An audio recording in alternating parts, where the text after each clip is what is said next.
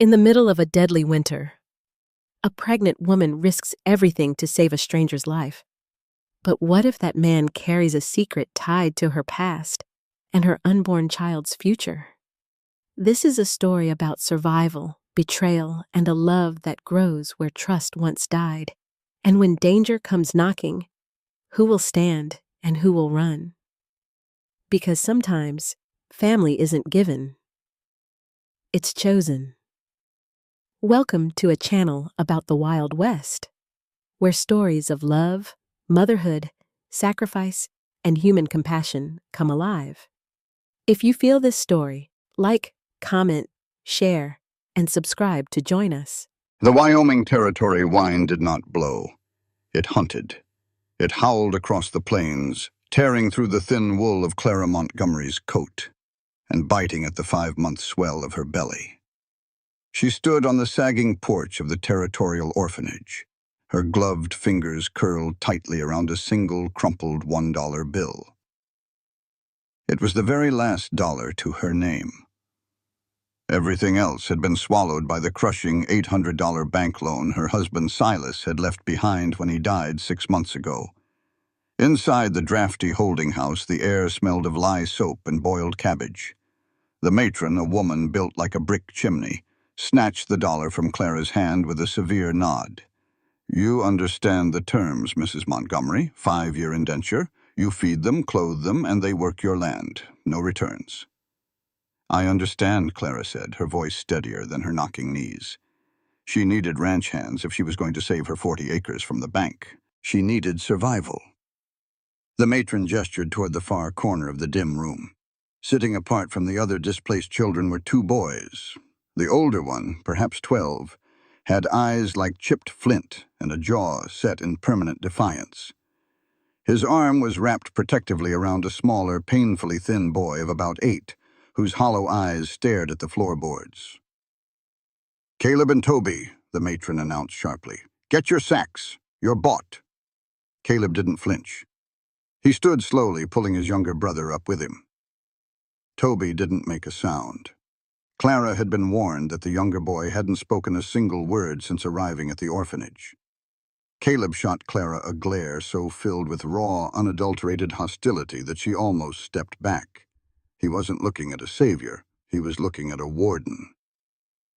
"My wagon is out front," Clara said softly, refusing to match his anger.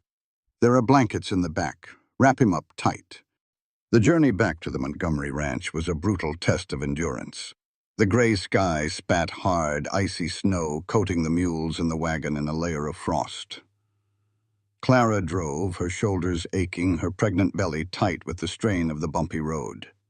Behind her, the boys huddled beneath a heavy oilcloth, shivering despite the wool blankets. As they hit a deep rut in the trail, the wagon lurched violently. Clara glanced over her shoulder to check on the boys. Toby had tipped sideways, and Caleb lunged forward to catch his brother before he hit the wooden sideboard. As Caleb's hand shot out, the oversized sleeve of his threadbare coat rode up past his wrist. Clara's breath hitched, trapping the freezing air in her lungs. Strapped to the boy's thin wrist by a worn leather band was a heavy silver pocket watch. The silver was tarnished, but the elaborate engraving on the casing caught the dim winter light perfectly. S.M. Clara's heart hammered against her ribs, a sickening, dizzying drumbeat. She knew that watch. She had polished it. Silas had sworn up and down that he had been robbed of that precious family heirloom on a trip to Denver a year before he died. He had torn the cabin apart looking for it, cursing the phantom thieves. Yet here it was, strapped to the wrist of a hostile 12-year-old orphan she had just bought for $1. "Who are you?" the thought screamed in her mind as she snapped her gaze back to the treacherous, snow-covered road. "And how do you have my dead husband's watch?" The bitter Wyoming wind howled in response, carrying secrets she wasn't sure she was ready to unearth. By nightfall, the snowfall had violently escalated from a winter storm into a blinding whiteout blizzard. Inside the small, sturdy cabin, the hearth fire roared, pushing back the creeping frost that iced the window panes. Clara moved carefully around the cast-iron stove, heating a meager pot of beans and salt pork.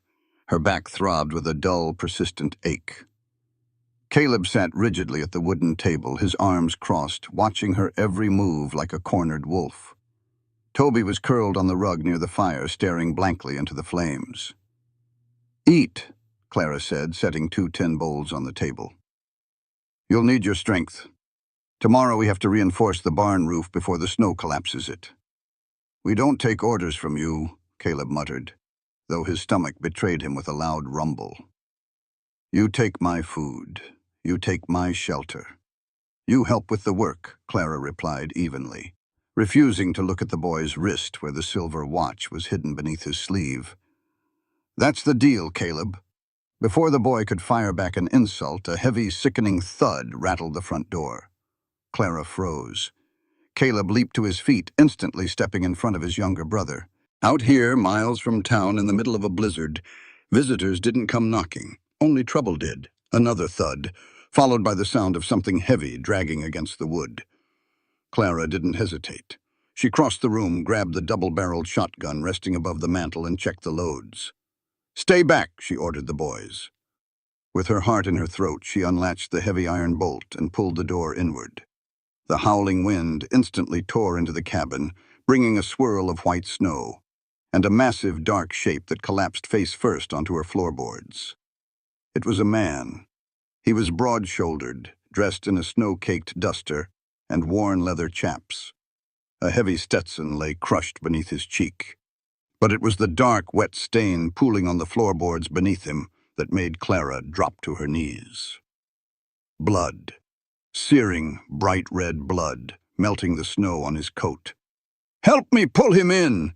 Clara shouted over the roaring wind, shoving the shotgun into Caleb's hands. "Are you crazy?" Caleb yelled back, his eyes wide with panic. "He's got a gun belt. He could be an outlaw." "I don't care if he's the devil himself. I'm not letting a man die on my porch," Clara snapped, grabbing the stranger by the collar of his heavy coat. "Pull!"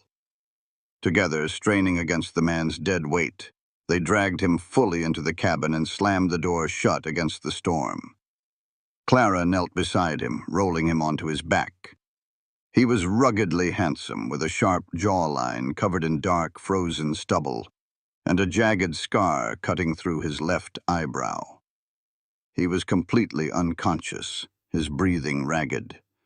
Clara stripped away his heavy duster, her hands coming away slick with blood from a bullet hole high on his left shoulder. "Get the boiling water off the stove," she ordered Caleb, her maternal, pragmatic instincts taking over the shock, "and bring me the clean rags from the trunk." For the next hour, Clara fought a desperate battle against the bleeding. She cleaned the wound. Thankfully, the bullet had passed clean through the meat of his shoulder without shattering the bone, packed it with a tight bandage, and bound it firmly. She worked with the quiet efficiency of a frontier woman who had seen too much death and refused to see any more. It was near midnight when the stranger finally stirred. Wyatt's POV pain. Blinding, white-hot pain radiating from his shoulder. Wyatt Hayes gritted his teeth, forcing his eyes open. The last thing he remembered was the ambush at the ridge. Vance Sterling's scouts had caught him off guard in the whiteout. He had taken 2 of them down, taken a bullet for his trouble, and ridden blind through the storm until his horse collapsed. He blinked against the warm, flickering firelight. The air smelled of wood smoke and coffee.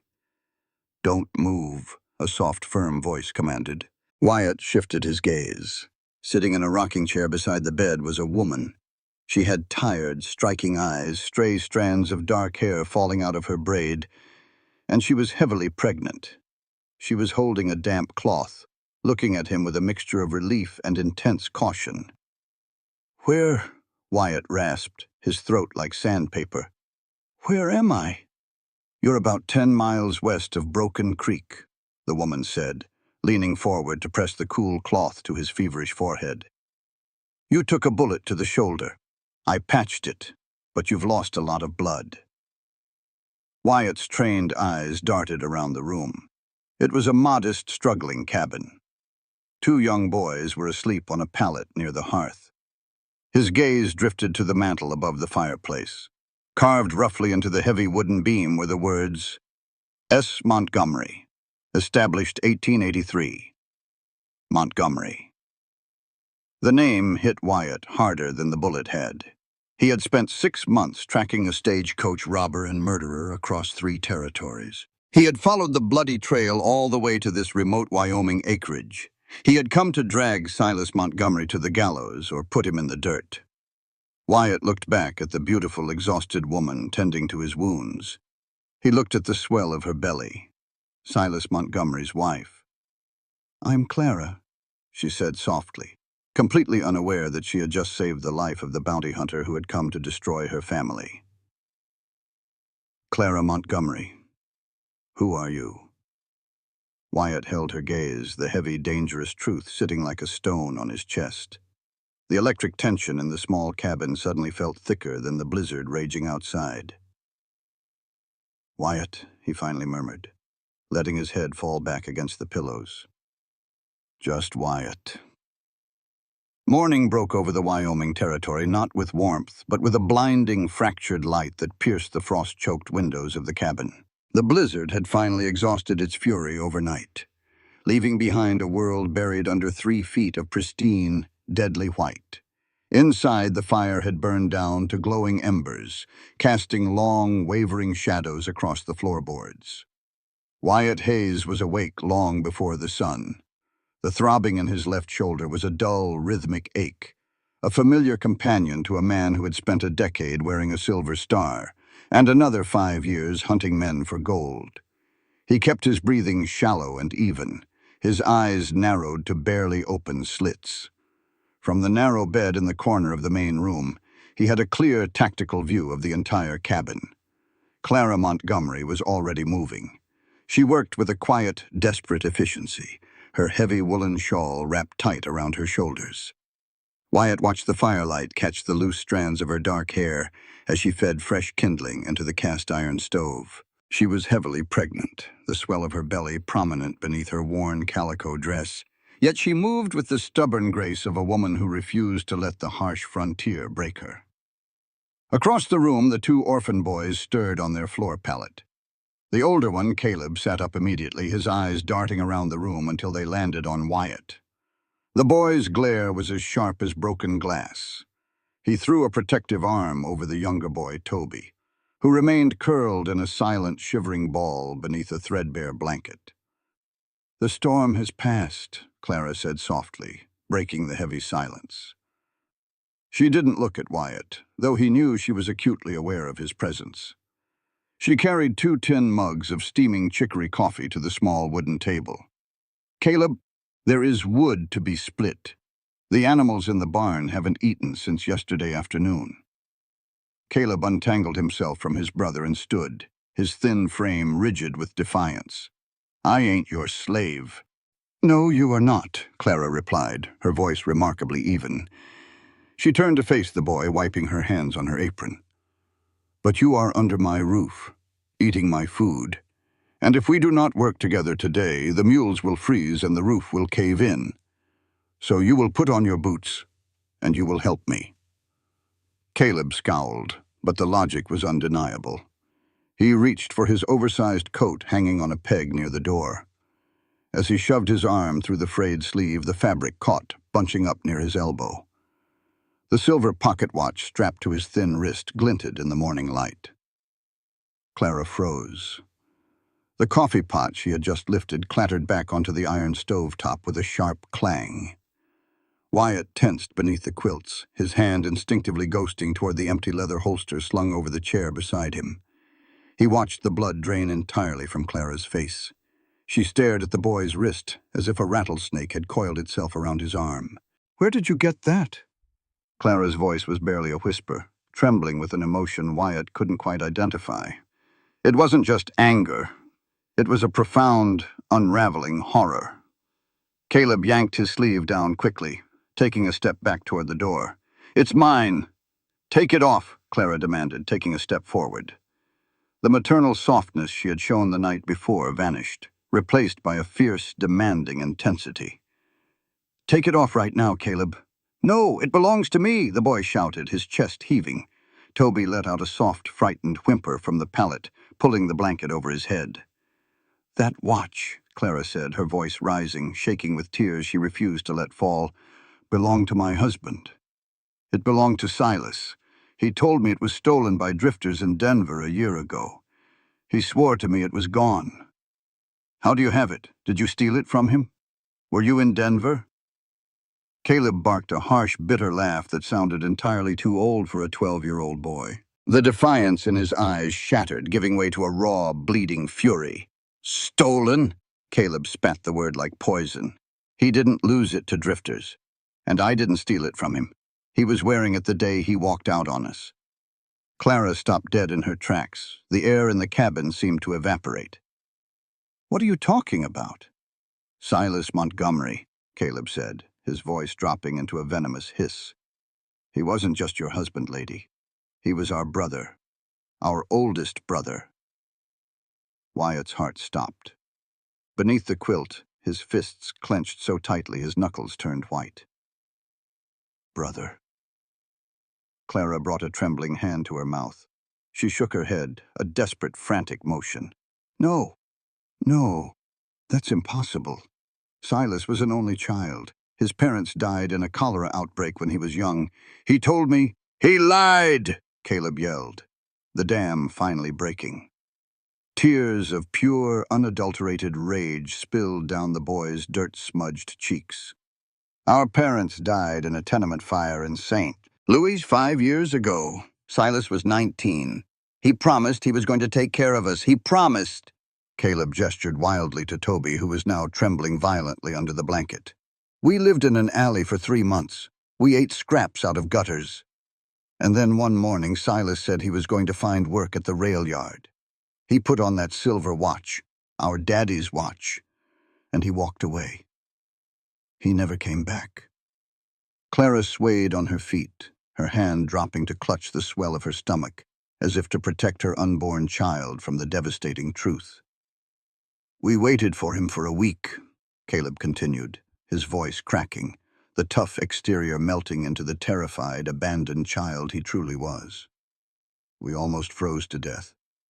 The constables found us and threw us in the orphanage.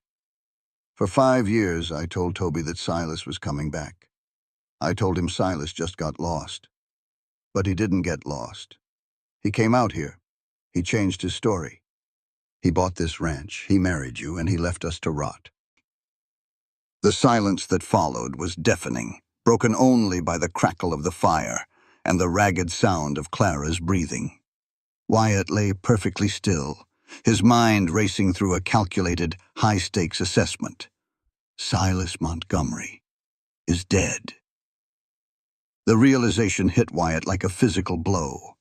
The man he had hunted across the blistering plains of Texas, the man who had shot his brother-in-law and left his sister a grieving widow, the man who had stolen a federal lockbox filled with $10,000 in government gold, was already dead. The vengeance Wyatt had thirsted for, the justice he had sworn to deliver, had been snatched away by the harsh Wyoming frontier. But if Silas was dead, where was the gold? Wyatt's eyes tracked across the small, impoverished cabin. Clara Montgomery was wearing a dress that had been patched 3 times. She had spent her last dollar on orphan labor. She was staring at her husband's brother with eyes completely shattered by betrayal. She didn't know. Wyatt was certain of it. A woman sitting on $10,000 in stolen gold didn't live like this, and she certainly didn't look at a 12-year-old boy with such profound, horrified pity. "I didn't know," Clara whispered, her voice breaking. She sank slowly into one of the wooden chairs, burying her face in her hands. Her shoulders shook with silent, agonizing sobs.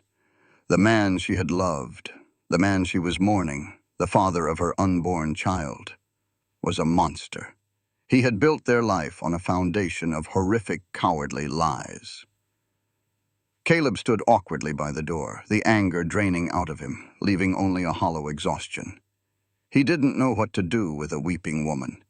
He had expected her to defend Silas, to call him a liar. He hadn't expected her world to collapse alongside his. It was time to move. Wyatt let out a low, convincing groan, shifting heavily on the mattress. Clara's head snapped up, hastily wiping her eyes with the back of her sleeve. Caleb stiffened, his hand hovering near the shotgun Clara had left leaning against the wall. Wyatt sat up slowly, wincing as the pain in his shoulder flared, burning hot and deep. He swung his long legs over the side of the bed, planting his boots on the floorboards.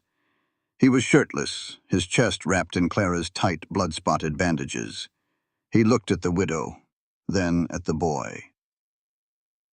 "Sounds like you've got a ghost haunting this cabin, Mrs. Montgomery," Wyatt said, his voice a low, gravelly drawl. Clara stood up quickly, smoothing her apron, trying desperately to pull her fractured dignity back together. "Mr. Wyatt, you shouldn't be sitting up. You lost a lot of blood." "I've lost more and lived," Wyatt replied, holding her gaze.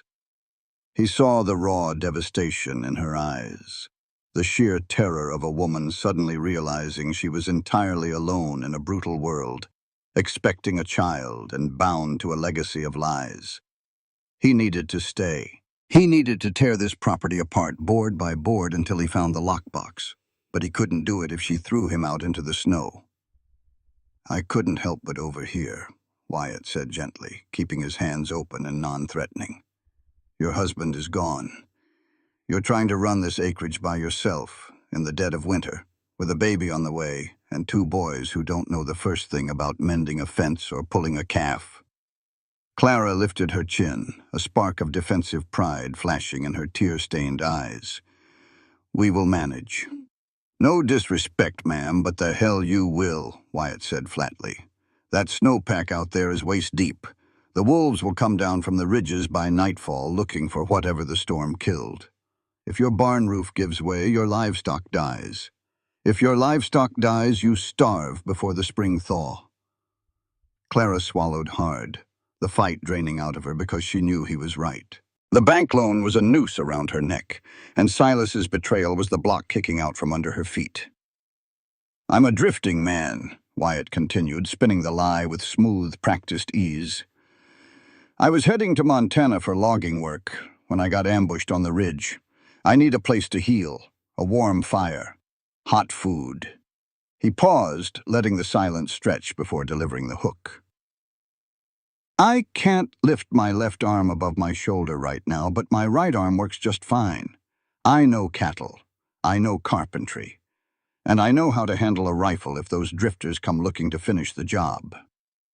Clara stared at him, her chest rising and falling rapidly. She was weighing the risk of inviting a dangerous, heavily scarred stranger into her life against the absolute certainty of freezing to death without him. "Room and board," Clara said finally, her voice finding its steel. "That is all I can offer you, Mr. Wyatt. I do not have a single red cent to pay for wages." "Room and board suits me fine, Mrs. Montgomery," Wyatt said, offering a slow, solemn nod. "Then you have a deal," Clara said. She turned to Caleb, her eyes softer now, filled with a deep, aching sorrow that made Wyatt's chest tighten uncomfortably. "Caleb, go check the mules. Toby, come sit by the fire." As the boys moved to obey, Clara turned her back to the stove, her shoulders slumping. Wyatt leaned back against the wall, the heavy weight of his own deception settling over him. Silas Montgomery was a liar who had destroyed his own family. And now Wyatt Hayes had just inserted himself into the wreckage, wearing a mask of his own, ready to tear this widow's life apart all over again to find his gold. "I'm no better than the ghost," Wyatt thought grimly, staring into the flickering flames. "But I'm going to find that money, no matter what it takes." 3 weeks passed. The Wyoming winter, usually a relentless, crushing force, settled into a grueling but manageable rhythm of ice and blinding sunshine. Wyatt Hayes became the undisputed backbone of the Montgomery Ranch. Despite the healing bullet hole in his shoulder, he worked with a relentless, punishing intensity. He was up before the pale dawn, breaking the ice over the creek to haul fresh water. He shored up the sagging barn roof with heavy timber he dragged from the tree line, his broad back straining beneath the weight. He mucked the stalls, chopped cords of firewood until his hands were calloused and blistered, and reinforced the perimeter fences against the prowling timber wolves. Clara watched him, From the kitchen window, from the porch, from the corner of the cabin as she mended clothes. She watched the way his muscles bunched beneath his sweat-dampened shirt, the way his jaw set when he was focused, the quiet, dangerous grace of his movements. He was a man of few words, but his actions spoke volumes. He was everything Silas had pretended to be, and everything Silas was not. But it wasn't just his brute strength that unsettled Clara's heavily guarded heart. It was the way he treated the boys. Caleb had spent the first week trailing Wyatt like a suspicious feral cat, waiting for the stranger to strike them, yell at them, or abandon them. Wyatt did none of those things. Instead, he treated Caleb not as a child to be ordered around, but as a hand to be trained.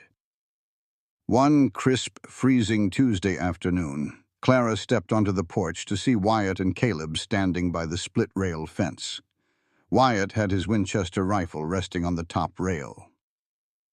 "You're anticipating the recoil." Wyatt's deep baritone drifted across the snowy yard. He stood behind Caleb, his large, scarred hands adjusting the boy's grip on the heavy stock of the rifle. "You're flinching before the hammer even drops. That jerks the barrel. A jerked barrel means a missed target. Out here, a missed target means you go hungry, or worse." "It's too heavy," Caleb muttered, his face flushed with frustration. "It's supposed to be heavy. It's a tool, not a toy," Wyatt replied patiently. He stepped back, giving the boy space. "Tuck the stock tighter into your shoulder. Let your bone take the kick, not your muscle. Breathe in. Let half of it out. Hold. And Caleb?" The boy glanced back. "You don't pull the trigger," Wyatt said, his eyes intensely focused.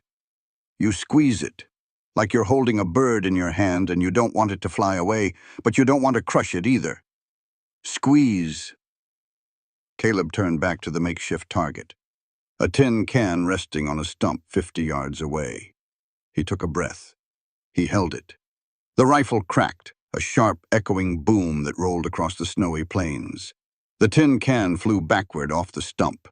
Caleb gasped, lowering the rifle, his eyes wide with disbelief. He looked back at Wyatt, a massive, unguarded smile breaking across his usually hardened face. Wyatt didn't smile, but the corner of his mouth twitched upward and he clapped a heavy hand on Caleb's shoulder.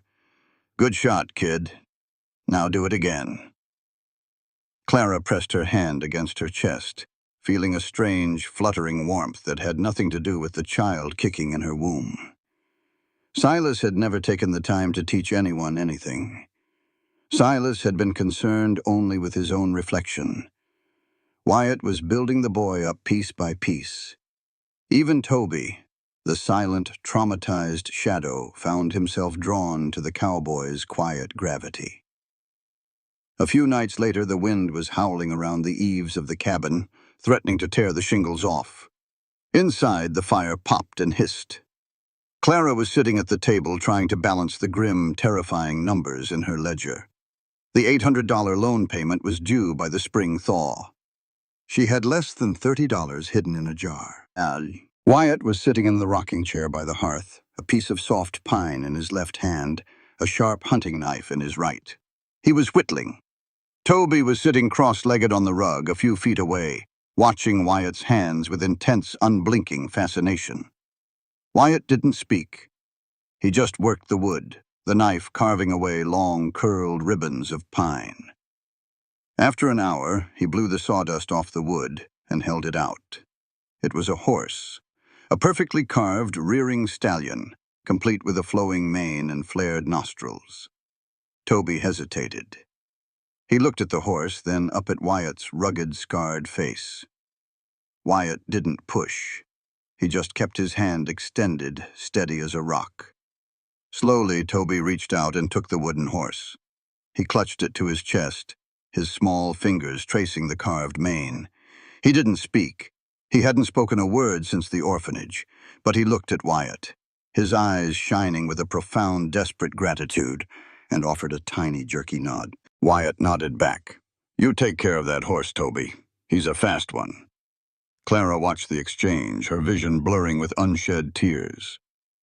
She closed her ledger, the numbers suddenly seeming less important than the overwhelming, suffocating reality of the cabin. The walls felt too small. The proximity to this man was becoming a physical ache. She stood up, intending to go to the stove to pour more coffee. But as she shifted her weight, a sharp, searing cramp seized her lower back. Clara gasped, her knees buckling slightly as she grabbed the edge of the table for support. Wyatt was out of the rocking chair in a flash. He crossed the room in 3 long strides, his large hands gripping her shoulders, steadying her before she could fall.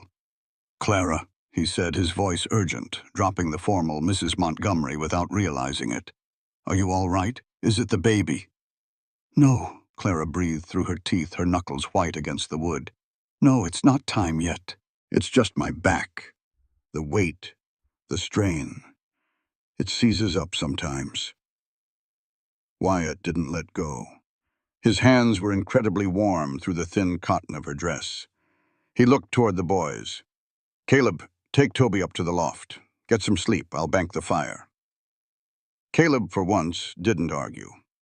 He took his brother's hand and guided him up the wooden ladder to the small sleeping loft, disappearing into the shadows. When they were gone, Wyatt gently turned Clara around. "Sit," he commanded softly, guiding her to the sturdy wooden chair. Clara obeyed, too exhausted and in too much pain to protest. Wyatt stepped behind her. "Tell me if I hurt you," he murmured. He placed his hands on her lower back, his thumbs pressing into the tight, knotted muscles on either side of her spine. Clara let out a sharp, involuntary intake of breath. Wyatt's touch was strong, calloused, and remarkably gentle. He began to knead the rigid muscles, applying a slow, steady pressure that sent a wave of agonizing relief radiating through her body. Clara closed her eyes, letting her head fall forward slightly. The cabin was utterly silent save for the crackle of the fire and the howling wind outside. The sheer intimacy of the moment was intoxicating. She had been so strong for so long. She had carried the weight of the ranch, the debt, the betrayal, and the child entirely alone. To have someone strong enough to lean against, even for a moment, was a dangerous, addictive comfort. "You push yourself too hard," Wyatt said quietly, his thumbs working circles into her aching back. "I don't have a choice," Clara whispered, staring at the flickering shadows on the table. "If I stop, the bank takes the land. They take the cabin. We'll be out on the street just like Caleb and Toby were. I can't let that happen. Not to them. Not to my baby." Wyatt's hands slowed slightly. The guilt inside his chest was a living, breathing thing, gnawing at his ribs. Every night after Clara and the boys went to sleep, Wyatt had been sneaking out to the barn. He had been probing the floorboards, digging in the frozen earth, searching for the stolen gold. He was a predator hiding in a sheep's pen. But holding her now, feeling the fragile, trembling strength of her spine beneath his hands, the gold felt entirely meaningless. "Silas left you with an impossible burden," Wyatt said, his voice thick with an emotion he couldn't hide. Clara let out a bitter, exhausted sigh. "Silas left me with a fantasy. I thought I knew him, Wyatt. I thought he was a good man who just had bad luck. But he was a coward. He abandoned his own blood to save himself." She tilted her head back, looking up at Wyatt. Her dark eyes were pools of vulnerability in the firelight. "How do you survive knowing that the person you loved was a lie?" Wyatt stopped massaging her back. He stood frozen, staring down into her beautiful, tear-streaked face. Her question was a mirror held up to his own soul. "I'm a liar sitting at a dead man's hearth," he thought. "I'm using you, and God help me, I'm falling in love with you." "You survive," Wyatt said, his voice dropping to a gravelly, intimate whisper, "by finding something real to hold on to. Something that isn't a lie." He slowly moved his hands from her back, letting his fingers trail up to her shoulders, coming to rest gently against the side of her neck. His thumb brushed a stray lock of hair away from her cheek. Clara didn't pull away. She leaned into his touch, her breath hitching, her eyes fluttering shut. The air between them grew impossibly thick, crackling with an undeniable magnetic pull. Wyatt leaned down, his face inches from hers. He could smell the lye soap on her skin, the scent of wood smoke in her hair. He wanted to kiss her. He wanted to pull her against his chest and promise her that he would kill any man who tried to take this ranch from her. But the bloody wanted poster folded in the pocket of his saddlebags felt like a branding iron against his thigh. He had no right to touch her, not until he confessed the truth, and the truth would destroy her all over again. Wyatt swallowed hard, forcing himself to step back, breaking the spell. "You should get some sleep, Clara," he said, his voice hoarse, retreating into the shadows of the room. "The pain will be worse tomorrow if you don't rest." Clara opened her eyes, blinking rapidly, a flush of embarrassment and profound disappointment painting her cheeks. She stood up, wrapping her shawl tightly around herself, suddenly feeling very cold. "Thank you, Wyatt," she whispered, turning toward her bed. "For the help." "Always, ma'am," Wyatt replied. He watched her pull the quilt up to her chin, his heart hammering a violent rhythm against his ribs. He turned toward the window, staring out into the blinding, swirling snow of the Wyoming night. He had to find the gold. He had to find it soon, before the spring thaw brought the bank, before Vance Sterling's men realized Silas was dead and came looking for their cut, and before Wyatt completely lost his heart to a woman he was destined to betray. The Wyoming night was a living, breathing entity, pressing its freezing weight against the timber walls of the Montgomery cabin. Clara lay awake in the suffocating darkness, one hand resting protectively over the heavy, restless swell of her belly. The wind had died down to a low, mournful whistle, leaving a silence so profound it made her ears ring. It was in that pristine, fragile silence that she heard it. Thwack, crunch. It was a dull, rhythmic sound, vibrating faintly through the frozen ground beneath the cabin. It wasn't the stomping of a restless mule, nor was it the scratching of a timber wolf at the door. It was the deliberate, metallic strike of iron against packed earth coming from the direction of the barn. Clara's blood ran cold. Rustlers. They had very little left to steal, but a desperate man in the dead of winter would kill a widow for a single sack of grain or a working mule. Moving with agonizing slowness so as not to wake Caleb and Toby in the loft, Clara pushed back the heavy quilts. The floorboards were like blocks of ice against her bare feet as she padded across the room. She bypassed her boots, slipping her feet into Silas's oversized, fleece-lined moccasins instead. She didn't bother with a lantern. The moonlight reflecting off the snowpack outside cast a pale, ghostly glow through the windows. She reached above the mantel, her fingers wrapping around the cold, familiar walnut stock of the double-barreled shotgun. She checked the breeches by touch. 2 thick brass shells, fully loaded. Clara unlatched the front door, wincing at the inevitable squeal of the iron hinges, and slipped out into the biting, sub-zero air. The cold hit her lungs like a scattering of needles. She pulled her woolen shawl tight across her chest, the shotgun heavy and reassuring in her hands. The barn doors were closed, but a faint, flickering rim of orange light bled through the crack where they met. Clara crept closer, her breath pluming in white clouds around her face. She raised the shotgun, resting the twin barrels against her shoulder, her thumb hovering over the twin hammers. With a swift, decisive kick, she shoved the right door inward.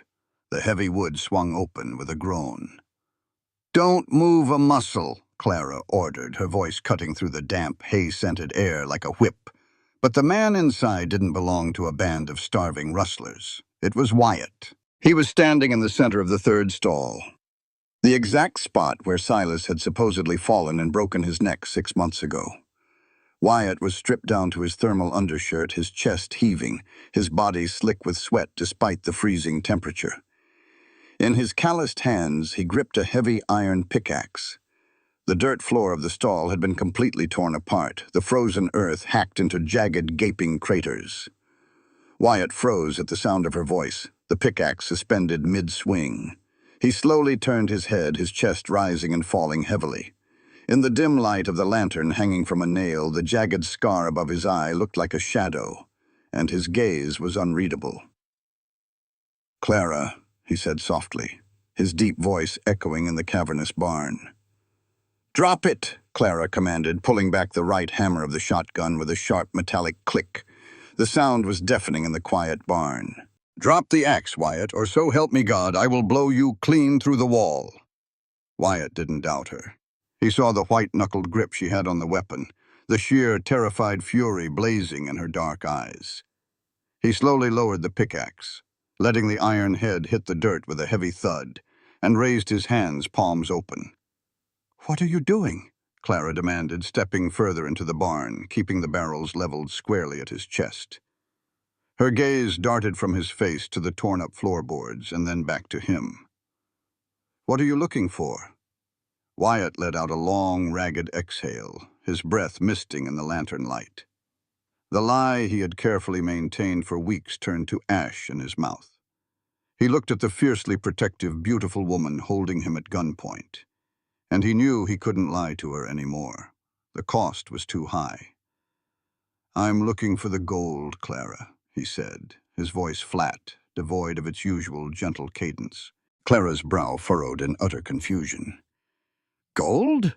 There is no gold here. We are starving. I am drowning in an $800 bank loan." "If there were gold, do you think I would have bought 2 orphans with my last dollar?"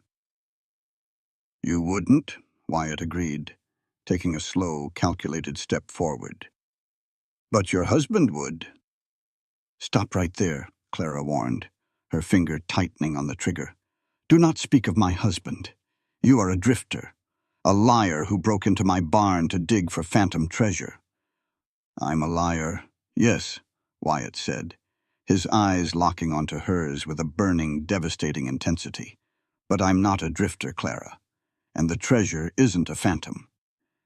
Keeping his hands where she could see them, Wyatt slowly reached his right hand toward the inner pocket of his discarded leather duster hanging on the stall gate. "I said don't move," Clara shouted, her heart hammering wildly against her ribs. "It's not a weapon, Clara, I swear to you," Wyatt murmured. He pulled out a folded piece of heavy, blood-stained paper. He tossed it gently underhanded. It landed in the hay at Clara's feet. "Read it." Clara didn't want to lower her eyes, but the dark, rusted bloodstains on the paper commanded her attention. Keeping the shotgun leveled with one hand, she crouched awkwardly, snatched the paper from the dirt, and backed up toward the lantern light to unfold it. It was a wanted poster. At the top, in bold black ink, were the words, "Wanted dead or alive. $5,000 reward." Below that was a charcoal sketch of a man. The eyes were charming, the smile rakish, the jawline distinct. It was a face Clara had kissed, a face she had grieved. Silas Montgomery. Clara stopped breathing. The edges of her vision blurred, the words swimming on the page. Wanted for stagecoach robbery, grand larceny of federal funds, and the murder of a U.S. transport guard. "No," Clara whispered, shaking her head. The shotgun trembled in her grip. "No, this is a mistake. Silas was a rancher. He bought this land to launder stolen money, Clara," Wyatt interrupted, his voice laced with a bitter, uncompromising truth. He stepped entirely out of the shadows, letting the lantern light illuminate the hardened, unforgiving lines of his face. He wasn't a rancher. He was a rat. He rode with Vance Sterling's gang. A year ago, they hit a federal transport heading out of Denver. They killed the driver, they killed the guard, and they made off with a U.S. government lockbox containing $10,000 in minted gold eagles. Clara felt a physical sickness twist in her stomach. The baby kicked violently as if sensing the absolute collapse of the world outside. Silas wouldn't kill anyone. "He shot the guard in the back," Wyatt said, his voice dropping to a vicious, haunted growl, "while the man was already down. I know this for a fact, Clara, because the man Silas murdered was a federal guard named Thomas Miller. He was a good man. He was a father to a little girl."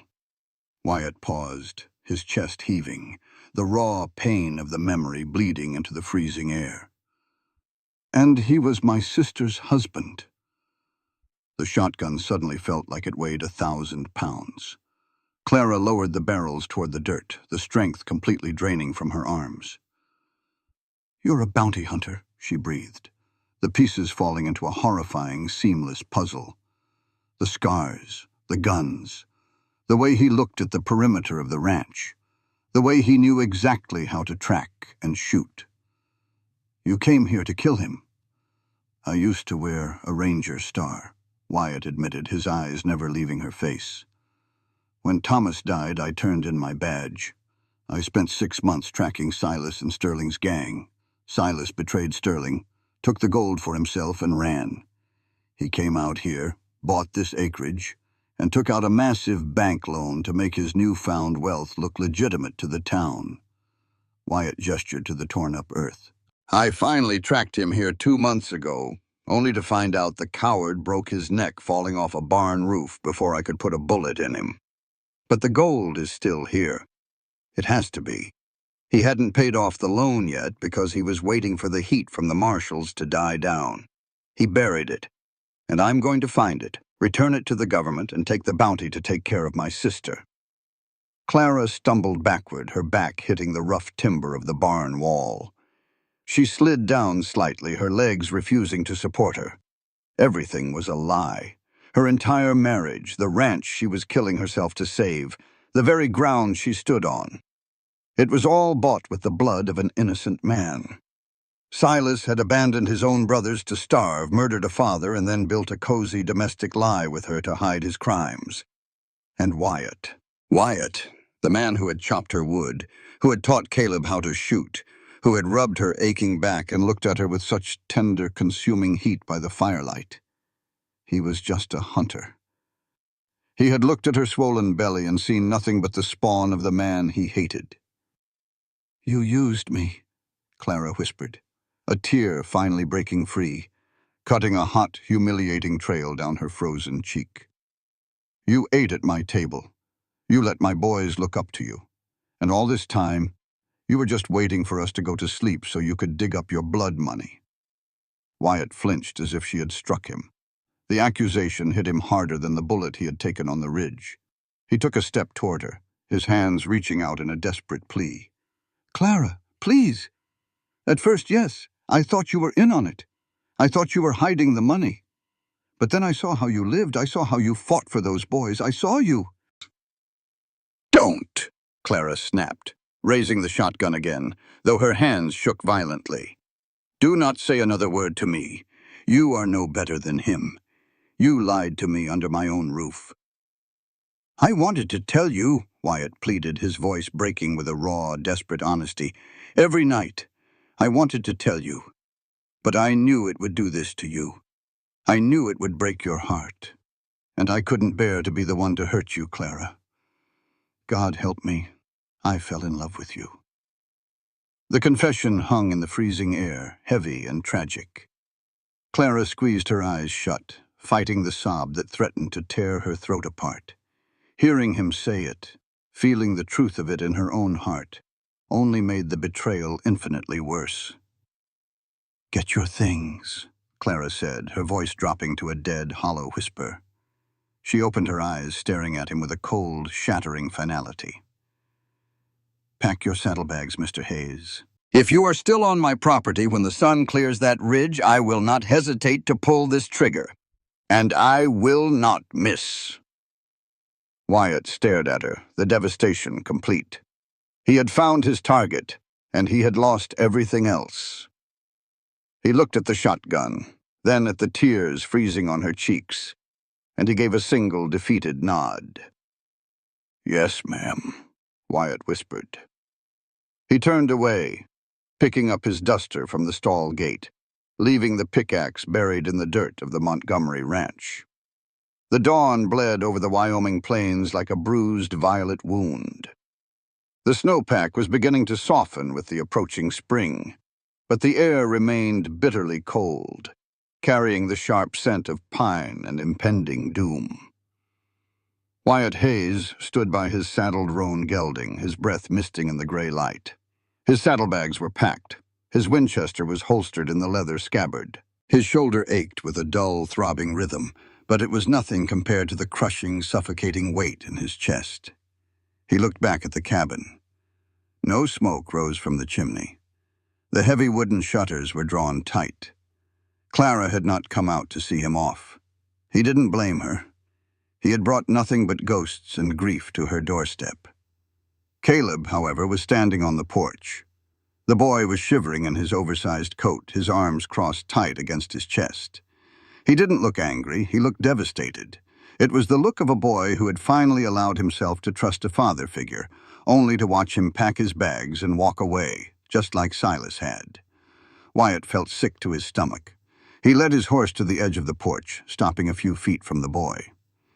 "You keep practicing with that rifle," Wyatt said gruffly, not trusting his voice to remain steady. "Remember what I told you about the recoil. Don't fight it. Ride with it." Caleb stared at Wyatt's boots. "Why are you leaving? Did she make you?" "I made a mistake, Caleb," Wyatt said, kneeling down despite the screaming protest of his shoulder, forcing himself to look the boy in the eye. "I lied to Clara about who I was, and a man's word is the only thing he truly owns out here. When you break it, you have to pay the price." "Silas lied to us," Caleb whispered, his voice trembling. "He lied, and he never came back." "I'm not Silas," Wyatt said fiercely, gripping the boy's thin shoulder. "You hear me? You are 10 times the man your brother ever was, Caleb. You protect Toby. You protect Clara. This is your ranch now. You hold the line." Caleb bit his lower lip, fighting back tears, and gave a sharp, jerky nod. Wyatt stood up, swinging himself heavily into the saddle. He tipped his Stetson to the boy, took one last lingering look at the closed door of the cabin, and spurred his horse forward. He rode east towards the rising sun, following the wagon ruts that led away from the Montgomery property. He told himself he was doing the right thing.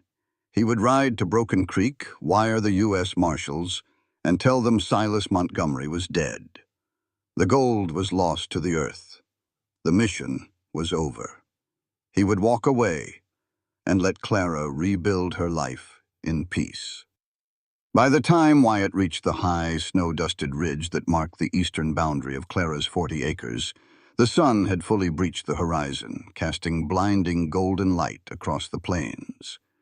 Wyatt pulled back on the reins, bringing his horse to a halt at the crest of the ridge. He turned in the saddle, intending to take one final look at the valley, at the small, resilient cabin where he had almost found a home. Instead, his blood turned to ice in his veins. Less than 2 miles away, riding hard from the north and cutting a brutal path through the deep snow, was a column of riders. Wyatt pulled his brass spyglass from his saddlebag and snapped it open, bringing it to his eye. There were 12 of them. They rode massive, dark-coated war horses armed to the teeth with repeating rifles and dual revolvers. They wore heavy wolfskin coats and dark bandanas pulled up over their noses to bite the cold. At the head of the column rode a man Wyatt recognized instantly. Vance Sterling. The outlaw boss was a massive, terrifying figure of a man, infamous for burning homesteads to the ground and leaving no witnesses. Wyatt lowered the spyglass, his heart hammering a frantic, desperate rhythm against his ribs. How did they know? Then it hit him. When he had been ambushed by Sterling's scouts 3 weeks ago, he had killed 2 of them, but one had escaped. That scout must have reported back that a bounty hunter was hovering around the Montgomery property. Sterling had put the pieces together. He knew Silas was dead, he knew where the ranch was, and he knew the $10,000 in government gold was buried somewhere in that dirt. They weren't riding to town. They were cutting a direct, aggressive line straight toward Clara's cabin. Wyatt looked down at his hands. They were trembling. If he rode away now, he would survive. He had no badge anymore. He had no legal obligation to protect a dead outlaw's wife. He could ride to the marshal in Broken Creek, report the gang, and come back in 2 days with a posse to collect the bodies. The bodies. He pictured Clara, heavy with child, clutching her shotgun. He pictured Caleb trying to hold off 12 hardened killers. He pictured Toby, hiding under a blanket, unable to even scream for help. Wyatt Hayes gritted his teeth, a fierce, primal roar tearing from his throat. Vengeance meant nothing. The gold meant nothing. The only thing that mattered in this brutal, God-forsaken world was the woman in that cabin. Wyatt viciously whipped his reins, turning his horse on a dime. He dug his spurs into the animal's flanks, sending the roan galloping back down the ridge at a breakneck, suicidal pace, kicking up massive plumes of white snow. Back at the cabin, Clara was sitting at the kitchen table, her head in her hands. The tears had finally stopped, leaving behind a dry, hollow ache that consumed her entirely. She heard the frantic, thundering approach of hooves and stood up, her heart leaping into her throat. The front door burst open, slamming violently against the inner wall. Wyatt stood in the doorway, his chest heaving, his eyes wild and desperate. He looked like a demon forged in the snow. "I told you to leave!" Clara shouted, grabbing the shotgun from the table, betrayal flaring hot in her chest all over again. "Sterling is coming!" Wyatt roared, ignoring the gun entirely as he lunged into the room. He slammed the heavy oak door shut behind him and threw the iron deadbolt into place. "Vance Sterling and a dozen riders. They're a mile out and they're coming for the gold." Clara's breath caught. The anger vanished, instantly replaced by sheer, paralyzing terror. She had heard stories of Vance Sterling. Every rancher in Wyoming had. If he thought the gold was here, he wouldn't just search the cabin. He would burn it to the ash and slaughter everyone inside to ensure silence. "No," Clara gasped, her hand flying to her belly. "My boys!" "Caleb!" Wyatt bellowed, grabbing the heavy wooden dining table and violently flipping it onto its side, creating a makeshift barricade in front of the window. "Get down here now!" Caleb scrambled down the loft ladder, his eyes wide with panic. Wyatt didn't treat him like a child. He pulled his Winchester rifle from its scabbard, racked around into the chamber with a sharp clack, and shoved the heavy weapon into Caleb's chest. "You remember what I taught you," Wyatt ordered, his voice ringing with absolute terrifying authority. "You do not shoot until you have a target, and you do not stop shooting until they stop moving. Do you understand me?" Caleb gripped the rifle, his knuckles white, and nodded frantically. "Yes, sir." Wyatt turned to Clara. He crossed the room, his large hands gripping her shoulders. His gaze was burning, intense, stripping away all the lies and the history between them until there was nothing left but the raw, bleeding truth. "I am not Silas," Wyatt said, his voice dropping to a fierce, ragged whisper that only she could hear over the sound of the approaching horses outside. "I am not leaving you. I am not letting them touch you, Clara. If they want to get to you or those boys, they're going to have to walk over my dead body to do it." Clara looked into his eyes, seeing the absolute, unwavering conviction of a man who had finally found something worth dying for. The bounty hunter was gone. The man standing before her was a protector. "Wyatt," she whispered, her voice breaking. "Get behind the table," Wyatt commanded softly. He drew his heavy Colt .45 revolvers, the hammers clicking back with a deadly, simultaneous synchronicity. He stepped toward the barricaded window, his silhouette dark and immovable against the fractured morning light. Outside, the thunder of heavy hooves surrounded the cabin. The siege had begun. The thunder of hooves vibrated through the frozen floorboards of the Montgomery cabin, a rhythmic, terrifying drumming that drowned out the howling Wyoming wind. Inside, the air was thick with the metallic tang of fear and the sharp scent of gun oil. Wyatt Hayes knelt behind the overturned heavy oak dining table, his twin Colt .45 revolvers resting steadily on the jagged rim of the shattered window pane. Beside him, Caleb lay flat on his stomach, the heavy Winchester rifle clutched in his trembling hands. Clara had retreated to the darkest corner of the cabin, her arms wrapped fiercely around Toby, shielding the mute boy beneath a heavy quilt. Outside, the riders brought their massive war horses to a halt, forming a loose, imposing semicircle around the front porch. The snow kicked up by their arrival settled slowly, revealing 12 men wrapped in thick wolfskin coats and dark wool bandanas. They were heavily armed, their saddles bristling with repeating rifles and leather bandoliers. At the center of the formation sat Vance Sterling. Even from 20 yards away, the outlaw boss radiated a cold, gravitational malice. He was a mountain of a man, his broad face weathered by decades of violence and frontier sun. A thick, graying beard spilled over the collar of his coat, and his pale blue eyes locked onto the cabin with the predatory focus of a hawk tracking a wounded rabbit. "Silas!" Sterling's voice boomed across the snowy yard, rough and grating as crushed glass. "Silas Montgomery, I know you're in there, you treacherous rat! You've had a year to spend my gold, and now the rent is due." Inside the cabin, Clara closed her eyes, her breath catching in her throat. Hearing Silas's name screamed like a curse by a murderer made the nightmare entirely real. The life she had built was a fragile house of cards, and the wind had finally come to blow it down. Wyatt didn't move a muscle. He kept his right Colt leveled squarely at Sterling's chest. "Silas!" Sterling barked again, drawing a heavy Schofield revolver from his hip. He fired a single shot into the air. The sharp crack echoed off the distant ridgeline. "Come out here and face me like a man, or I'll burn this shack to the ground with your pretty little wife inside." Wyatt shifted his weight, his boots grinding softly against the floorboards. "Silas Montgomery is dead, Sterling," he shouted back, his deep, gravelly voice carrying easily over the frozen yard. "He broke his neck 6 months ago.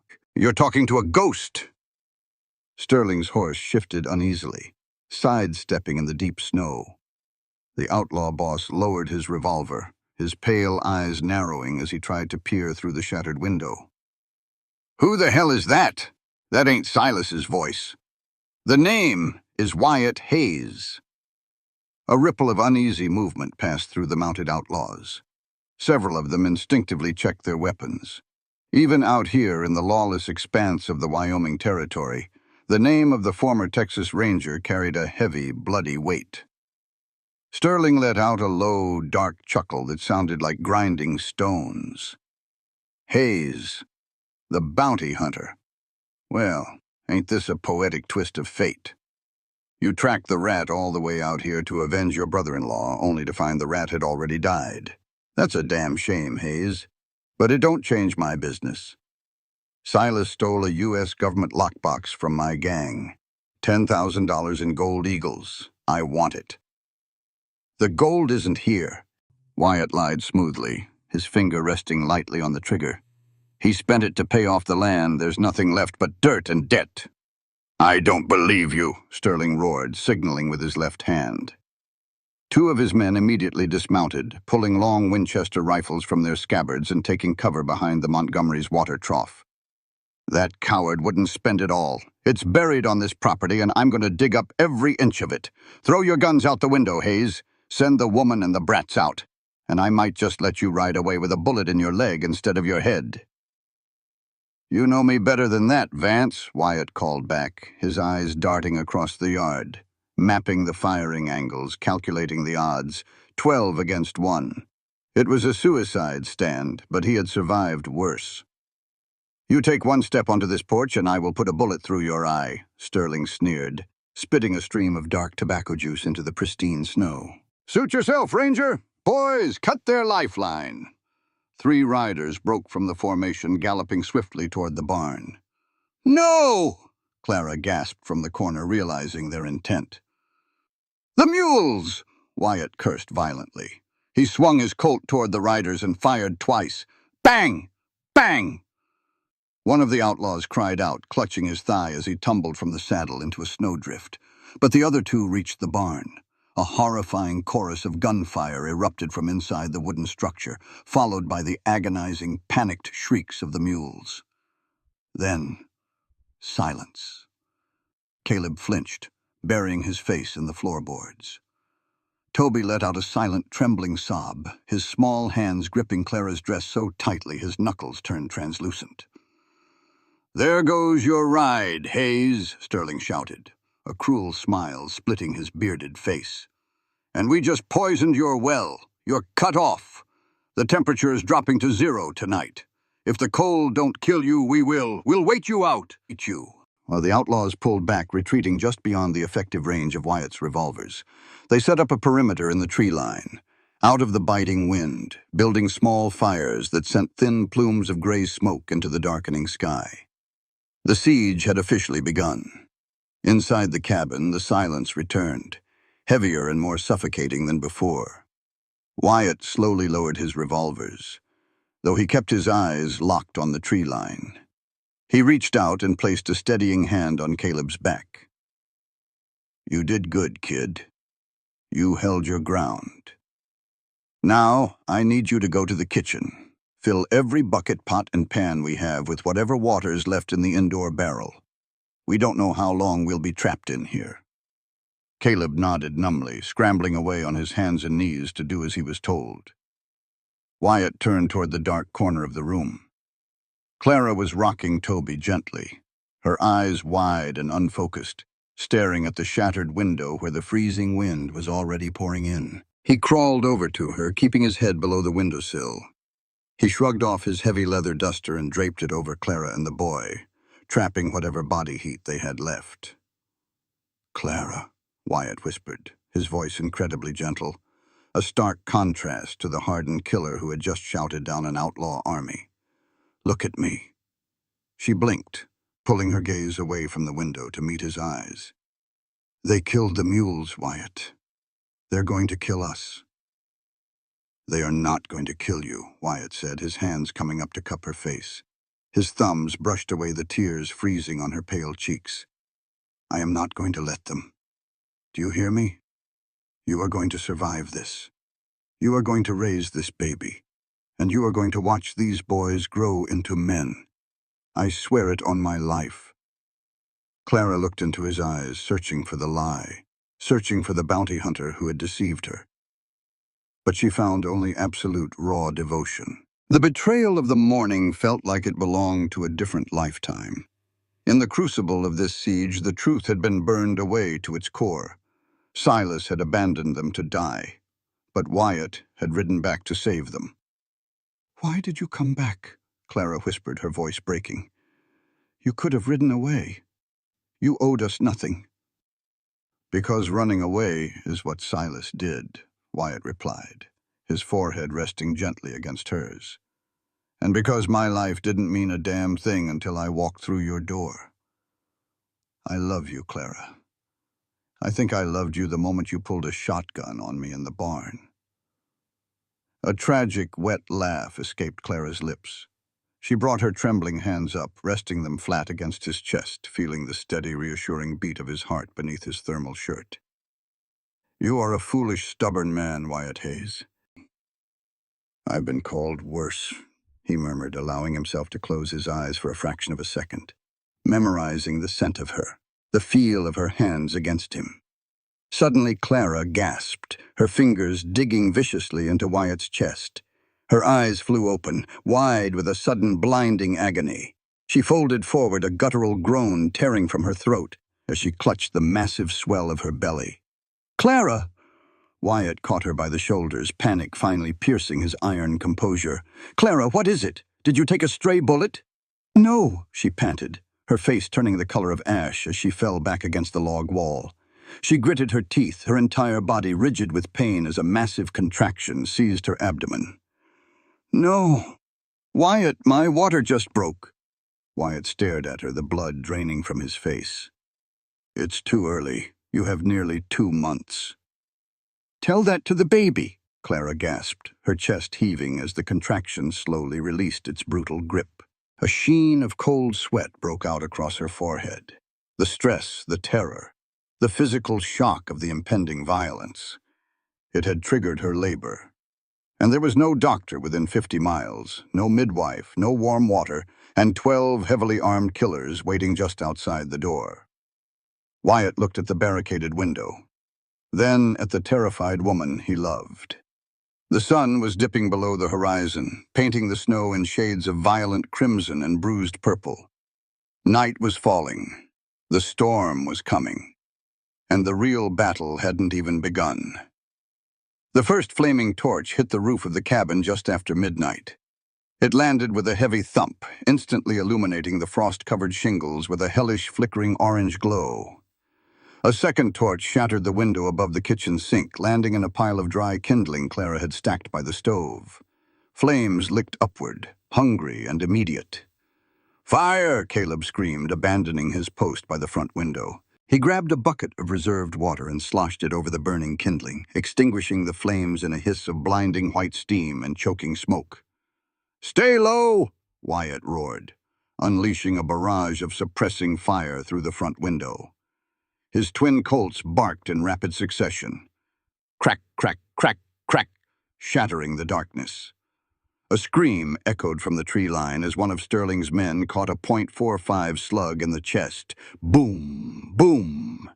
The outlaws returned fire, a synchronized volley of Winchester rounds that chewed through the heavy oak logs of the cabin. Splinters the size of daggers exploded into the room, raining down on the floorboards. In the corner of the room, shielded by a heavy oak dresser they had dragged over for cover, Clara let out a blood-curdling scream. It wasn't a scream of fear. It was a scream of pure, tearing, physical agony. The contractions were coming one after another, separated by mere seconds, offering her no time to breathe, no time to recover. Wyatt dropped his empty revolvers onto the table, snatched up his own Winchester, and fired 3 rounds blindly into the dark to keep the outlaws pinned down. He practically slid across the floorboards on his knees, reaching Clara's side just as another contraction seized her. "Wyatt!" Clara sobbed, her hands gripping his forearms with bone-crushing strength. "Wyatt, something is wrong. The pain... it's wrong. It's too sharp." Wyatt swallowed his panic, forcing his hands to remain steady. He had seen men die in 100 different ways, but the terror gripping his heart now dwarfed everything he had ever known. He moved the heavy quilt aside. The floorboards beneath Clara were slick with amniotic fluid and blood. He didn't need medical training to recognize the devastating reality of the situation. "It's breech," Wyatt said, his voice dropping to a harsh, strained whisper. "Clara, the baby is turned. It's coming feet first." "No," Clara whimpered, her head thrashing from side to side against the rough timber wall. She had heard the frontier horror stories. Breech births in the wilderness were a death sentence for the mother, the child, or both. "No, God, please, no. Listen to me." Wyatt grabbed her face, forcing her terrified, dilated eyes to lock onto his. The cabin was filled with the deafening roar of gunfire and the choking smell of burning pine from the roof, but he needed her entirely focused. "I am going to guide the baby out, but you have to push. When I tell you, you push harder than you have ever pushed in your life. Do you understand me?" Clara gave a frantic, sobbing nod. Smash! A heavy iron crowbar splintered the wood of the heavy back door leading to the kitchen. Sterling's men were trying to breach the rear. "Caleb!" Wyatt bellowed without looking away from Clara. "The back door! If anyone steps through that frame, you put a bullet in their gut." The 12-year-old boy, trembling violently but fueled by a fierce, desperate courage, leveled his Winchester at the splintering back door. Toby was cowering under the kitchen table, his hands clamped tightly over his ears, his eyes squeezed shut against the nightmare. "All right, Clara," Wyatt said, his hands moving with gentle, urgent precision. "Here comes the contraction. Push! Push now!" Clara screamed, a raw, primal sound that tore through the cabin, drowning out the gunfire. She bore down with every ounce of strength her exhausted body possessed. Wyatt's hands guided the tiny, fragile legs as they emerged, slick with blood and fluid. His heart was hammering a frantic rhythm. "Please, God, let her live!" Crash! The back door finally gave way, kicked off its iron hinges. A massive outlaw in a wolfskin coat stumbled into the kitchen, a drawn revolver in his hand. Caleb pulled the trigger of his Winchester. Click! The rifle jammed. "Ah, hell," the outlaw sneered, leveling his revolver at the terrified boy. From beneath the kitchen table, Toby let out a soundless scream, reaching for his brother. Wyatt couldn't move. His hands were literally holding the life of Clara's child. He was trapped. Suddenly, Clara's eyes snapped open. Through the blinding haze of pain, the primal, fiercely protective instinct of a mother took over. Her boys were about to die. With a roar that sounded more animal than human, Clara blindly reached out with her right hand, her fingers closing around the cold steel barrel of her double-barreled shotgun resting against the dresser.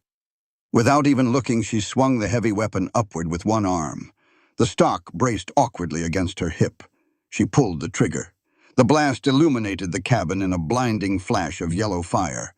Buckshot tore across the room, catching the outlaw squarely in the chest. The massive man was lifted off his feet, blown backward through the splintered doorway, landing dead in the snow. The recoil wrenched the shotgun from Clara's grip, tearing a muscle in her shoulder, but she didn't care. She slumped backward, her energy entirely spent just as another massive contraction hit. "The shoulders are out, Clara. One more," Wyatt shouted, his voice cracking with emotion. "Push! Bring her home." Clara squeezed her eyes shut, baring her blood-stained teeth, and gave one final earth-shattering push. Wyatt caught the infant expertly as she slipped free. He quickly cleared the baby's mouth and nose with the edge of his shirt, terrified by the bluish tint of her skin and the agonizing, heavy silence in the room. He rubbed her tiny back vigorously, his massive, scarred hands looking absurdly large against her fragile form. "Breathe," Wyatt begged, tears finally spilling over his dirt-streaked face. "Come on, little one. Breathe."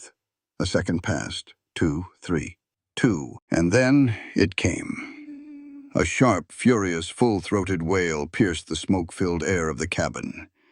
Clara collapsed against the wall, sobbing with a profound, overwhelming relief. Wyatt quickly tied off and cut the cord with his hunting knife, wrapping the squalling, furious little girl in a clean woolen blanket. He placed the baby gently onto Clara's chest. "A girl," Wyatt whispered, kissing Clara's sweaty, burning forehead. "You have a beautiful, loud little girl." Clara wrapped her arms around the bundle, pressing her lips to the baby's damp head. "Hope," she cried softly. "Her name is Hope." The tender moment was violently shattered by the sound of heavy boots crunching on the snow on the front porch. "Hayes!" Vance Sterling's voice roared from just outside the shattered window. "Your boys are dead! You're out of ammo! Throw out the gold, or I'm throwing a stick of dynamite through this window." Wyatt stood up slowly. The gentle, tearful man who had just delivered a child vanished, instantly replaced by the cold, ruthless Texas Ranger. He looked at Clara, at the newborn baby, at Caleb and Toby huddled together in the kitchen. He had found his family. Now he had to protect them. Wyatt reached down, picking up his empty twin Colts. He didn't reload them. Instead, he shoved them into his holsters and drew the heavy 10-inch Bowie knife from the sheath at his waist. The polished steel caught the firelight, gleaming with deadly intent. "Lock the door behind me," Wyatt ordered Caleb. Without another word, Wyatt unbolted the front door, kicked it open, and stepped out onto the porch, directly into the howling Wyoming blizzard. Vance Sterling stood at the base of the porch steps, a lit stick of dynamite in his left hand, a heavy Schofield revolver in his right. 4 of his remaining men stood in a half-circle behind him, their rifles leveled at Wyatt's chest. Wyatt didn't hesitate. He didn't offer a parley. With the explosive speed of a striking rattlesnake, Wyatt lunged off the porch. He threw the heavy Bowie knife underhanded. The blade spun end over end through the falling snow and buried itself hilt deep into the chest of the man holding a rifle to Sterling's right. Before the outlaws could even react, Wyatt closed the distance. He tackled Vance Sterling, the sheer momentum driving the massive outlaw backward into the deep snow. The stick of dynamite flew from Sterling's hand, landing harmlessly in a snowdrift 20 yards away where the fuse sputtered and died. Sterling roared, bringing his heavy revolver around to blow Wyatt's head off. Wyatt grabbed Sterling's wrist with his right hand, twisting it violently outward with a sickening snap. The revolver fired harmlessly into the sky before dropping into the snow. The 3 remaining outlaws hesitated, unable to fire their rifles without hitting their boss, as the 2 massive men rolled through the bloody, churned-up snow in a brutal hand-to-hand death match. Sterling was bigger, fueled by a lifetime of ruthless brutality. He drove a heavy, piston-like punch into Wyatt's wounded left shoulder. Wyatt grunted in agony, his vision flashing white as the wound tore open, soaking his thermal shirt in fresh, hot blood. Sterling capitalized on the moment, rolling on top of Wyatt, his massive hands wrapping around Wyatt's throat, squeezing the life out of him. "You die here, Ranger," Sterling spat, his face inches from Wyatt's, his breath stinking of tobacco and decay. "And when you're dead, I'm going to butcher that woman and her brats."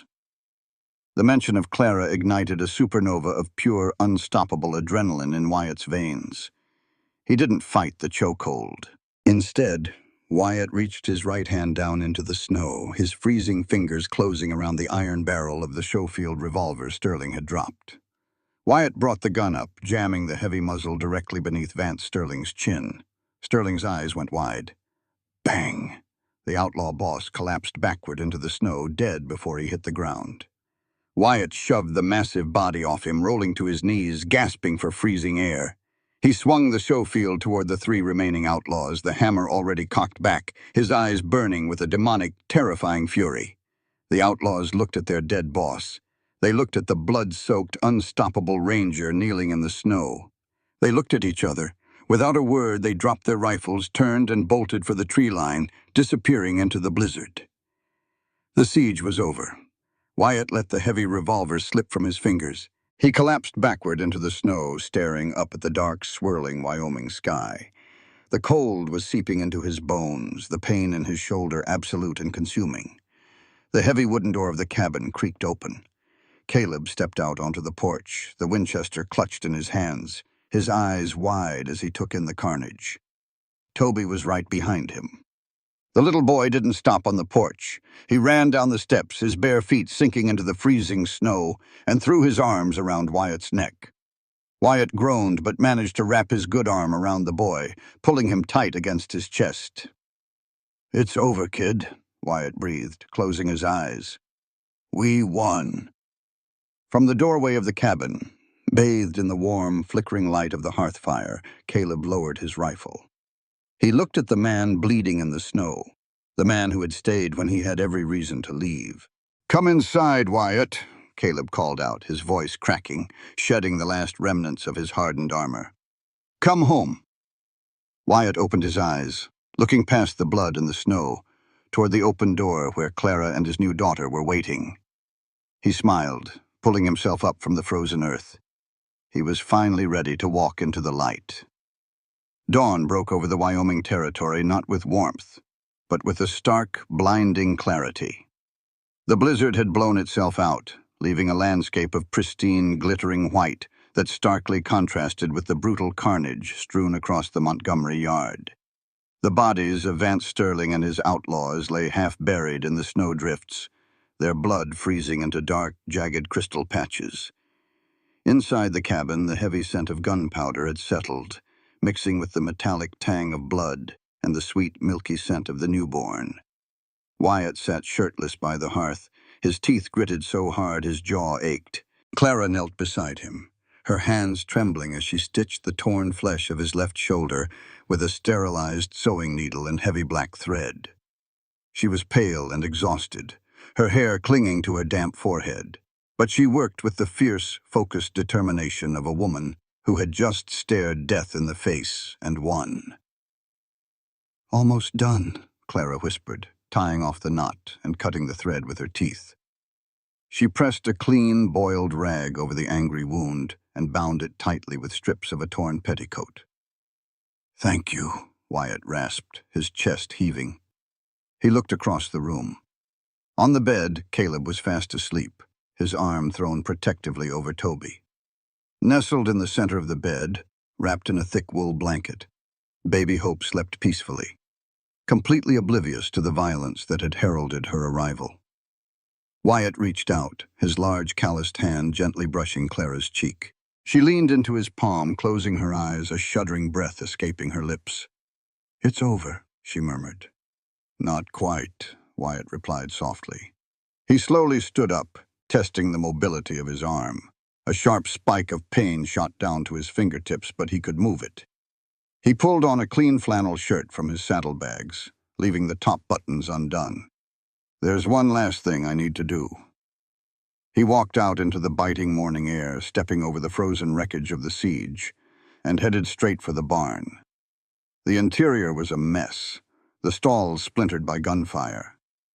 Wyatt grabbed the pickaxe from where he had dropped it the night Clara had held him at gunpoint. He walked to the third stall. Ignoring the screaming pain in his shoulder, he raised the iron axe and drove it into the churned-up dirt. He dug for an hour. Sweat poured down his face, freezing in his dark stubble. Finally, the iron tip struck something solid with a dull, metallic clank. Wyatt dropped to his knees, clawing away the frozen earth with his bare, bleeding hands. He unearthed a heavy, iron-bound lockbox, roughly the size of a saddlebag. Stamped deeply into the rusted metal lid was the unmistakable seal of the United States Treasury. He gripped the heavy iron handles and hauled it out of the dirt. He didn't need to open it to know what was inside. $10,000 in freshly minted gold eagles, a fortune paid for in blood and betrayal. Wyatt carried the heavy lockbox across the yard, his boots crunching in the snow, and pushed through the cabin door. He set the box onto the kitchen table with a heavy, resounding thud. Clara looked up from the stove where she was heating milk. She stared at the federal seal, her eyes widening. "Is that—" "Silas's legacy," Wyatt confirmed, his voice grave.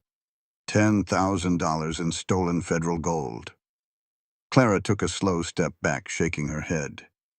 "It brought nothing but death to this house. Take it out." "Take it out of here, Wyatt." "Clara, listen to me," Wyatt said, stepping around the table to take her by the shoulders. "I could open this box right now. I could hand you $800 to pay off the bank. We could bury the rest and never speak of it again." Clara looked up at him, her dark eyes flashing. "Then do it. Pay the bank. Save the ranch." "I can't," Wyatt said, his voice breaking with the agony of the choice he was making. "If I give you this gold, Clara, you become an accomplice to federal robbery.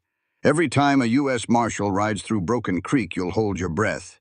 Every time the bank reviews your deed, you'll wonder if they've traced the serial numbers on those coins. You would be living Silas's lie. I won't let you live like that. I won't let Hope or the boys grow up looking over their shoulders." Clara stared at the lockbox, the reality of his words sinking in.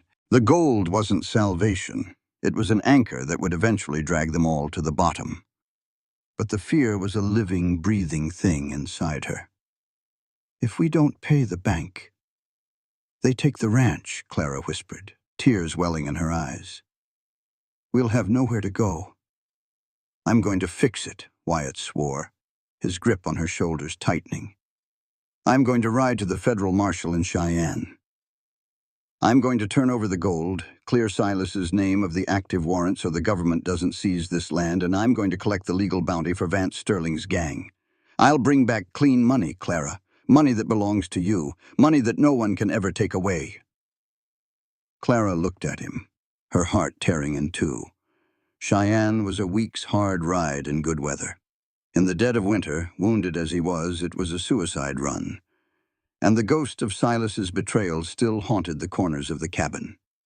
Silas had promised to come back for his brothers, and he never had. "You're bleeding," she sobbed, burying her face in his chest. "You're hurt, Wyatt. You could die on the trail. Please, just stay." "I have to do this," Wyatt murmured, burying his face in her dark hair, inhaling the scent of her. "I have to make us clean. I have to earn the right to stand beside you." An hour later, Wyatt Hayes stood on the porch. He had saddled his roan gelding, tying the heavy federal lockbox securely behind the saddle cantle.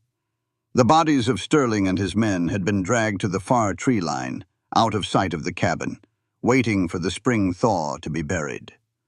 Wyatt pulled his heavy leather duster over his wounded shoulder, wincing at the sharp pull of the stitches. Clara stood in the doorway, clutching baby Hope to her chest. Caleb stood beside her, his face a mask of hard, terrified stoicism. He understood the brutal mathematics of the frontier. He knew the odds of a wounded man making it to Cheyenne and back. "Keep that rifle clean, Caleb," Wyatt said, pulling his Stetson down low over his eyes to hide the emotion threatening to break his composure. "You're the man of the house until I get back. Protect your mother. Protect your sister." Caleb swallowed hard, giving a single rigid nod. "I will." Wyatt turned toward his horse, putting his boot into the stirrup. Every instinct in his body screamed at him to stay, to lock the door and never leave the warmth of the fire. But the heavy weight of the lockbox reminded him of his duty. As he swung his leg over the saddle, he felt a small, frantic tug on the hem of his duster. Wyatt looked down. Toby was standing in the snow, completely barefoot, his thin nightshirt flapping in the freezing wind. The 8-year-old boy was staring up at the massive cowboy, his eyes wide and brimming with desperate tears. Toby's small, pale hands gripped the tough leather of Wyatt's coat with white-knuckled strength. Wyatt froze. The horse shifted uneasily beneath him. Toby looked up at the man who had carved him a wooden horse, the man who had fought an army to protect him, the man who had become the father he had never known. Toby's throat worked frantically, his chest heaving as he fought a battle against years of locked-away trauma. He opened his mouth. "Don't go." The words were raspy, fragile, and utterly devastating. It was the very first time Toby had spoken a word in 4 years. Clara let out a choked gasp, covering her mouth with her hand. Caleb stared at his younger brother in absolute shock, tears instantly spilling down his cheeks. Wyatt felt his heart shatter into 1,000 pieces. He didn't hesitate. He pulled his boot from the stirrup and dropped down into the snow, ignoring the screaming agony in his shoulder. He fell to his knees in the freezing mud, wrapping his good arm tightly around the small boy, pulling Toby flush against his chest. Toby buried his face in Wyatt's neck, his small shoulders shaking with silent sobs, his fingers still clutching the leather duster as if holding on for his life. "I'm not leaving you, Toby," Wyatt whispered fiercely, his own tears tracking through the dirt on his face. He looked up, his gaze locking onto Clara and Caleb on the porch. "I am not Silas. I am not abandoning this family." Wyatt pulled back slightly, gripping Toby by the shoulders, making sure the boy looked him directly in the eye. "I have a job to do, to make sure nobody can ever hurt us again," Wyatt said, his voice ringing with absolute, unshakable conviction. "But I swear to you, Toby, I swear on my life, on my honor, and on my soul. I am coming back. I am coming home." Toby stared at him, searching the cowboy's scarred, rugged face. Slowly the boy nodded, wiping his nose with the back of his sleeve. He stepped back. Wyatt stood up, his gaze meeting Clara's one last time. No more words were needed. Words were the promise hung in the cold Wyoming air, forged in iron and blood. Wyatt pulled himself into the saddle, spurred the roan, and rode east toward Cheyenne, carrying the sins of the past away from the Montgomery ranch forever. The Wyoming spring did not arrive quietly. It fought its way out of the winter's grip with roaring, swollen creeks and fields of thick, dark mud. But by the middle of April, the plains had transformed. The snowpack had melted away, revealing oceans of vibrant emerald prairie grass dotted with wild bluebells. Clara stood on the porch of the cabin, the warm morning sun kissing her skin. Baby Hope, now a plump, thriving infant, cooed happily against her shoulder. Caleb was out by the barn, which had been patched and scrubbed clean of the winter's violence, brushing down a newly purchased plow horse.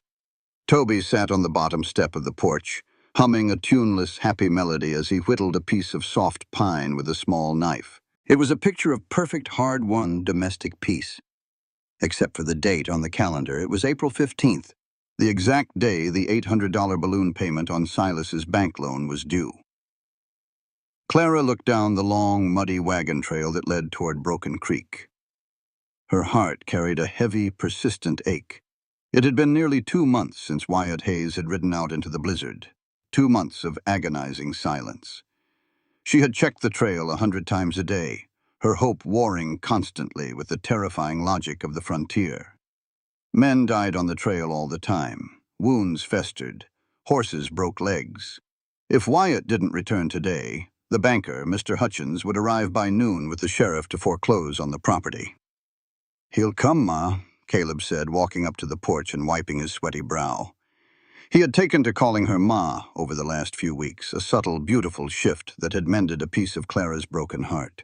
Wyatt gave his word. He don't break his word. "I know he doesn't," Clara said, forcing a smile for the boy, though her chest felt tight. "Riders!" Toby suddenly shouted, jumping up from the steps, pointing his wooden knife toward the eastern ridge. The boy hadn't stopped talking since the day Wyatt left, as if a dam had burst inside him. "Riders coming!" Clara's heart stopped. She shielded her eyes against the bright morning sun. Cresting the ridge were 3 men on horseback. 2 of them rode in dark, formal suits, townsfolk. But the man in the center rode a massive, dark roan gelding. He sat tall in the saddle, wearing a heavy leather duster and a wide-brimmed Stetson pulled low over his eyes. "Wyatt," Clara breathed, the word escaping her lips like a prayer. Caleb and Toby didn't wait. They took off, sprinting down the muddy driveway, shouting his name. Wyatt saw the boys running toward him. He spurred the roan into a light canter, pulling up just as the boys reached him. He swung down from the saddle, catching Toby as the boy launched himself into the air. Wyatt laughed, a deep, resonant sound that carried across the plains, hugging Toby tight before reaching out to pull Caleb into a fierce, one-armed embrace. Clara walked down the porch steps, her knees weak, tears of absolute, overwhelming relief streaming down her face. He was alive. He looked thinner, his face weathered by the long, brutal trail. But he was alive, and the jagged scar over his eye crinkled as he smiled at her. Wyatt walked toward her, flanked by the 2 men in suits. Clara recognized one of them immediately, Mr. Hutchins, the severe, pinched-faced manager of the Broken Creek Bank.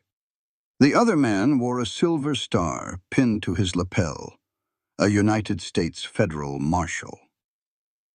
Wyatt stopped a few feet from Clara. He took off his hat, his dark eyes locked onto hers, burning with the same intense devotion he had shown the night of the siege. "I told you I was coming back," Wyatt said softly. "You're late," Clara sobbed, laughing through her tears. She couldn't help herself. She stepped forward, throwing her free arm around his neck, burying her face in his shoulder. Wyatt wrapped his arms around her and the baby, holding them as if they were the most precious things on earth. "I got held up in Cheyenne. Bureaucracy is slower than a 3-legged mule." He pulled back gently, turning to the 2 men waiting awkwardly in the mud. "Mrs. Montgomery," the U.S. Marshal said, tipping his hat respectfully, "I apologize for the intrusion. Mr. Hayes here delivered a federal lockbox to our office in Cheyenne 6 weeks ago. It contained funds stolen by Vance Sterling's gang. Because your late husband's name was tied to that gang, this property was slated for federal seizure." Clara's breath caught, her eyes darting to Wyatt in panic. "However," the marshal continued, offering a rare smile, "Mr. Hayes provided sworn testimony backed by evidence that Silas Montgomery was killed prior to the gang's destruction, and that you had no knowledge of the stolen funds.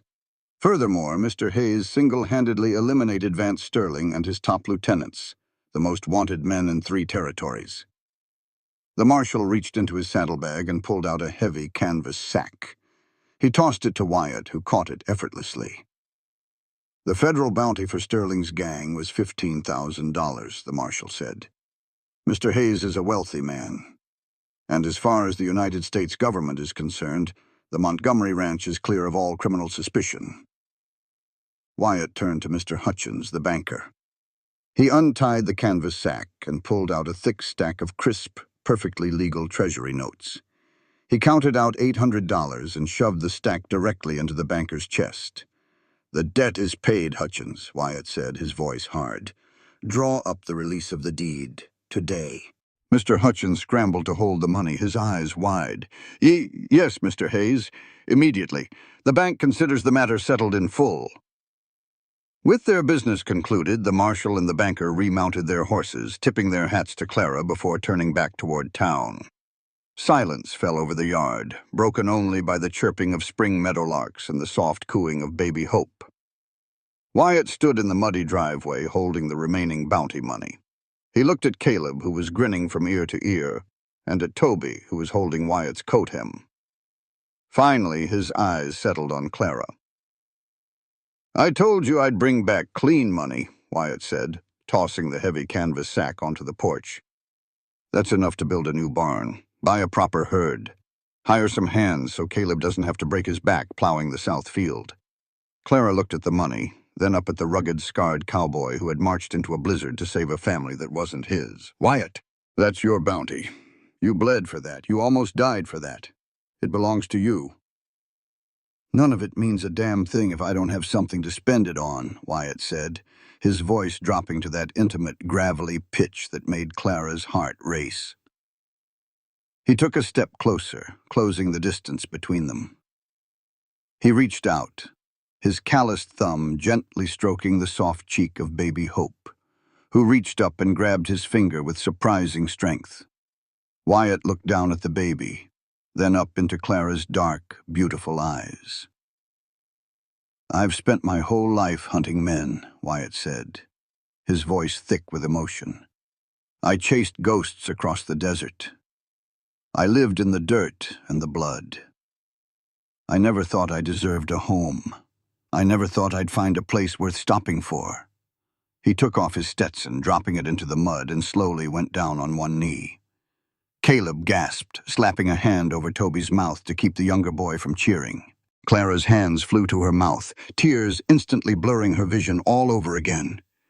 "Clara," Wyatt said, looking up at her with his heart completely bare. "You and these kids, you're my absolute world. I want to build that barn with Caleb. I want to carve wooden horses with Toby. I want to watch Hope take her first steps. But mostly, I just want to wake up every morning and look at you." He reached into his vest pocket and pulled out a simple, polished gold band. He hadn't bought a diamond. He had bought a solid, unbreakable ring, meant to last a lifetime on the frontier. "Clara Montgomery, will you do me the honor of becoming my wife? Will you let me be a father to these kids and a husband to you for as long as I have breath in my lungs?" Clara didn't hesitate. She didn't think about the past or the ghosts or the lies. She looked at the man kneeling in the mud, the man who had chosen them when he had every reason to walk away. "Yes," Clara choked out, dropping to her knees right there in the muddy drive, balancing Hope in one arm as she threw the other around Wyatt's neck. "Yes, 1,000 times, yes." Wyatt let out a breathless laugh, slipping the gold band onto her finger. He wrapped his arms around her and the baby, pulling them tight against his chest. He leaned in, his lips meeting hers in a deep, passionate, desperately hungry kiss that tasted of salt tears and absolute salvation. "Woo!" Caleb shouted, throwing his hat into the air. Toby giggled, running over to wrap his arms around Wyatt's neck from behind.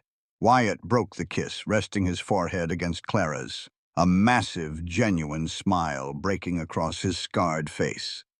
The Wyoming wind blew across the plains, no longer a howling hunter, but a warm, gentle breeze carrying the scent of blooming bluebells and the promise of tomorrow. The past was finally buried in the dirt. Their future, bought not with a stolen dollar, but with honor, courage, and a love forged in the fire, had just begun. This content was carefully researched, developed, and manually edited by our team to deliver meaningful stories with valuable life lessons. Every narrative is crafted to entertain, inspire, and empower our audience. We believe that great stories can change lives, and we are committed to bringing you content that matters. Thank you for being part of our community.